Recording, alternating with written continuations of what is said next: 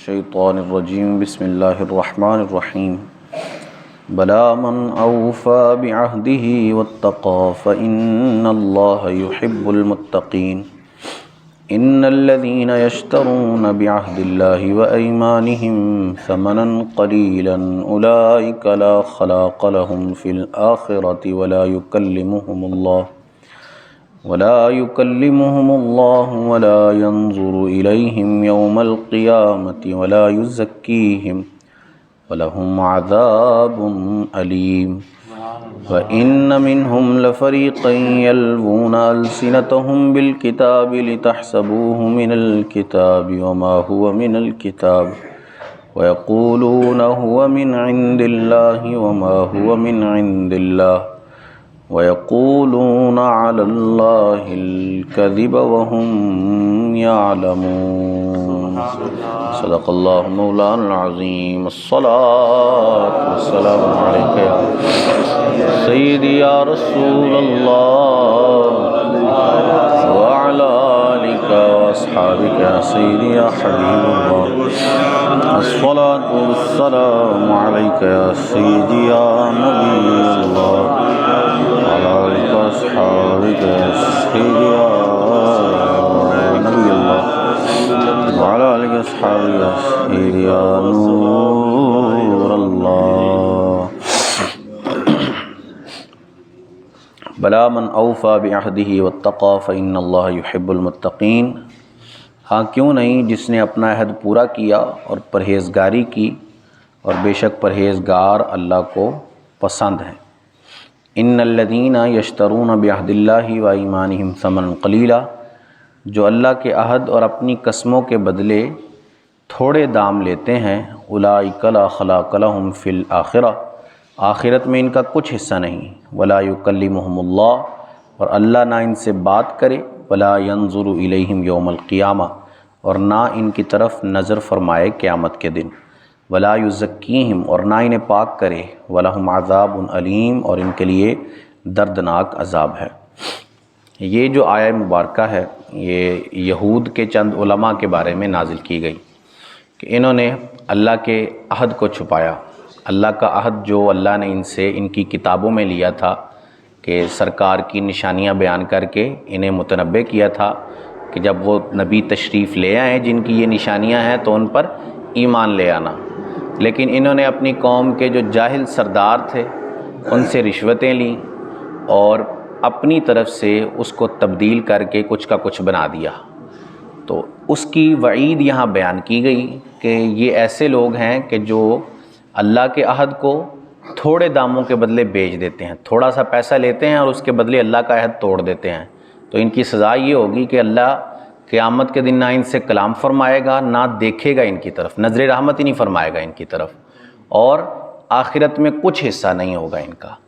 پھر تفسیر میں لکھا ہے کہ اسی کے تحت وہ لوگ بھی شامل ہو جاتے ہیں کہ جو اپنی چیزیں جھوٹی قسمیں دے کر یا جھوٹے وعدے کر کر جو ہے وہ اپنی چیزیں بیچتے ہیں۔ جیسے ہمارے ہاں رواج ہے عام طور پر، آپ دکان پر چلے جائیں تو دکاندار ایسی ایسی بات کرے گا کہ یہ جو مال میرے پاس رکھا ہوا ہے نا، آپ پوری مارکیٹ پھر لیں، یہ کسی اور کے پاس نہیں ملنے والا، اور اس پر قسم بھی کھا لے گا۔ تو اس طرح کے لوگوں کے بارے میں بھی یہ وعید ہے جو آیت کے اندر بیان کی گئی ہے کہ نہ اللہ ان کی طرف نظر فرمائے گا اور نہ ہی کلام کرے گا، اور قیامت میں ان کا کچھ حصہ نہیں رکھا گیا ہے۔ تو اس سے جو ہے وہ بہت بچنے کی حاجت ہے، اور یہ ہمارے ہاں عام ہو چکا ہے۔ وَإِنَّ مِنْهُمْ لَفَرِيقًا يَلْوُونَ أَلْسِنَتَهُمْ بِالْكِتَابِ، اور ان میں کچھ وہ ہیں جو زبان پھیر کر کتاب میں ملاوٹ کرتے ہیں، لِتَحْسَبُوهُ مِنَ الْكِتَابِ، تاکہ تم یہ سمجھو کہ یہ بھی کتاب کا حصہ ہے، وَمَا هُوَ مِنَ الْكِتَابِ، حالانکہ وہ کتاب سے نہیں، وَيَقُولُونَ هُوَ مِنْ عِنْدِ اللَّهِ وَمَا هُوَ مِنْ عِنْدِ اللَّهِ، اور وہ کہتے ہیں کہ یہ اللہ کی طرف سے ہے اور وہ اللہ کی طرف سے نہیں، وَيَقُولُونَ عَلَى اللَّهِ الْكَذِبَ وَهُمْ يَعْلَمُونَ، اور وہ اللہ پر جان بوجھ کر جھوٹ باندھتے ہیں۔ اس میں بھی انہی کی مذمت بیان کی گئی ہے کہ بعض اوقات ایسا کرتے ہیں کہ کتاب اللہ پڑھتے پڑھتے اپنی طرف سے کچھ کلام بیچ میں شامل کریں گے تاکہ لوگوں کو یہ لگے کہ یہ جو اپنی طرف سے انہوں نے شامل کیا یہ بھی کتاب اللہ کا ہی حصہ ہے۔ اور یہ یہودیوں کا ایک گروہ کیا کرتا تھا کہ وہ اپنی طرف سے کچھ بیچ میں شامل کر دیا کرتا اور بعد میں جو ہے وہ لوگ یہی گمان کرتے کہ یہ جو اس نے پڑھا ہے یہ ساری کتاب اللہ کا ہی کلام ہے، سارا کلام اللہ پڑھا ہے، حالانکہ ایسا نہیں ہوتا۔ اور بعض اوقات شامل کرنے کے ساتھ ساتھ تصریح بھی کر دیتے، اپنا کلام بول کر کہہ دیتے کہ یہ اللہ کی طرف سے ہے، تو اللہ نے ان کا یہ یہاں پر بیان کر دیا کہ وہ اللہ کی طرف سے نہیں ہوتا، بلکہ یہ جان بوجھ کر اللہ پر جھوٹ باندھ رہے ہوتے ہیں۔ اور ہمارے ہاں بھی یہ بہت عام ہے، آپ دیکھیں گے کہ مرزائی جو ہیں وہ بھی آیات پڑھ کے جو ہے وہ اپنی دلیل ثابت کرتے ہیں۔ مرزائیوں کو دیکھیں گے آپ تو وہ بھی آیت سے ہی اپنا ثابت کریں گے کہ ہمارا جو نبی ہے وہ ثابت ہے، قرآن سے ثابت ہے۔ خارجیوں کو دیکھیں، خارجی جو ہے وہ بہت بڑا فرقہ ہے، اس کے بارے میں وہ بھی آیتیں ہی پڑھتے ہیں، قرآن پڑھ کے ہی اپنا ثابت کرنے کی کوشش کرتے ہیں۔ تو یہ ہمارے ہاں عام ہے۔ لوگ اب کچھ فرقے ایسے ہیں جو توحید کی آیتیں پڑھتے ہیں اور معاذ اللہ انبیاء کی جو ہے وہ گستاخیوں پر چلے جاتے ہیں۔ آیتیں تو وہ بھی پڑھ قرآن ہی رہے ہیں، توحید کی آیت پڑھیں گے اور اس سے معاذ اللہ انبیاء کا نقص ثابت کرنے کی کوشش کریں گے۔ اب توحید کی آیت سے تو صرف یہی ثابت کرنا ہے نا ہم نے کہ اللہ ایک ہے، یہی ثابت کرنا ہے اور مقصود بھی یہی ہے اس آیت کا، لیکن اس سے جو ہے وہ انبیاء کی شان گھٹانے کی کوشش کرنا، یہ کتنی بڑی جو ہے وہ بدبختی کی علامت ہے، اور لوگ کر رہے ہیں ہمارے ہاں۔ جس کو دیکھیں وہ اپنے مطابق قرآن پڑھتا ہے اور اس سے اپنے مطلب کا معنی لے لیتا ہے اور اس کے مطابق اپنا دین یا مذہب یا فرقہ ثابت کرنے کی کوشش کرتا ہے، اور یہ ہو رہا ہے ہمارے ہاں، بالکل عام ہے۔ اس لیے کہتے ہیں کہ اگر قرآن پڑھنا ہو تو کسی ماہر استاد کے ذریعے قرآن پڑھیں۔ قرآن صرف یہ نہیں کہ کسی کا بھی ترجمہ اٹھایا اور قرآن پڑھنا شروع کیا اور اس سے جو ہے وہ اپنے مطلب کے معنی ثابت کرتے گئے اور اپنے مسائل جو ہے وہ خود ہی حل کرنا کوشش شروع کر دی، حالانکہ ایسا ہوتا ہی نہیں ہے۔ کوئی بھی آپ نے چیز سیکھنی ہو تو اس کے لیے کورس تو ضروری ہے، کورس ایک ہوتا ہے وہ ضروری ہے، لیکن ساتھ ہی ایک ماہر استاد بھی ضروری ہوتا ہے جو آپ کو سمجھاتا ہے کہ اس کو کیسے سمجھنا ہے، اس کو کیسے پڑھنا ہے۔ آپ مکینک بننے کے لیے جاتے ہیں تو وہاں آپ کو ایک استاد کی ضرورت، یہ نہیں کہ آپ پہلے دن ہی موٹر سائیکل کھول کے بیٹھ جائیں اور اس کو صحیح کرنا شروع کر دیں، ایسا ہو ہی نہیں سکتا۔ ایک استاد ہوگا، وہ آپ کو بتائے گا کہ اس کو ایسے حل کرنا ہے۔ تو عام سی چیز بغیر استاد کے نہیں سیکھی جا سکتی، تو قرآن جیسا علم بغیر استاد کے کیسے سیکھا جا سکتا ہے؟ اب لیکن لوگ یہ کہتے ہیں کہ نہیں جی خود ہی ترجمہ پڑھو اور خود ہی جو ہے وہ حل کرو، سب کچھ ہے۔ سب کچھ ہے تو نکال کے دکھاؤ، کیسے نکالو گے؟ 5 نمازیں ہم پڑھتے ہیں، اس کی رکعتیں قرآن سے نکال کے دکھا دیں، کیسے نکالیں گے؟ کہاں لکھی ہیں قرآن کے اندر 5 نمازوں کی رکعتیں کہ 4 فرض ہیں اس کے، عشاء کے 2 فرض ہیں فجر کے؟ کدھر لکھا ہے؟ کوئی بھی نہیں لکھا۔ تو اس کے لیے استاد کی ضرورت ہے، وہ آپ کو بتائے گا کہ جہاں نماز کی آیت آئے گی وہ آپ کو بتائے گا کہ یہ اس کے اندر لکھا ہوا ہے، پھر وہ ساتھ آپ کو حدیث پڑھ کے سنائے گا کہ حدیث کے اندر یہ جو ہے وہ اس کی رکعتیں بیان کر دی گئی ہیں۔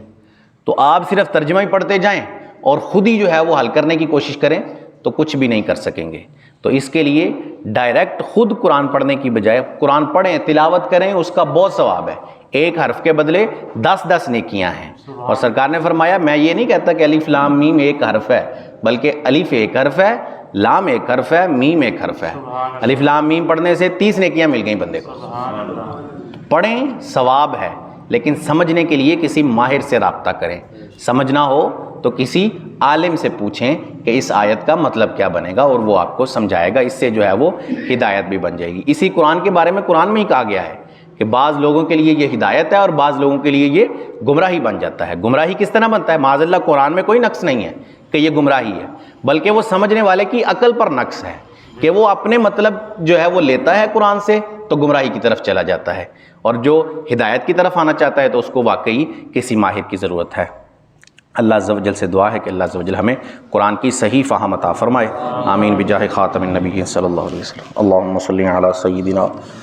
ومولانا محمد معدن الجود والکرم وعلی آلہ واصحابہ وبارک وسلم۔ مالک کریم عز و جل نماز فجر ادا کرنا، درس کرنا، سننا اپنی بارگاہ میں قبول فرما، غلطیاں کوتاہیاں اپنے فضل و کرم سے معاف فرما۔ ہم سب کی، ہمارے ماں باپ کی اور رسول کریم صلی اللہ علیہ وسلم کی ساری امت کی بخشش فرما۔ ہم سب کو خلوص و استقامت سے 5 وقت باجماعت نماز ادا کرنے کی توفیق عطا فرما۔ مالک کریم ہم سب پر اپنی نظر رحمت فرما۔ سبحان ربک رب العزت عما یصفون وسلام علی المرسلین والحمد للہ رب العالمین، وصلی اللہ تعالی علی حبیبہ سیدنا و مولانا محمد وعلی آلہ واصحابہ اجمعین برحمتک یا ارحم الراحمین۔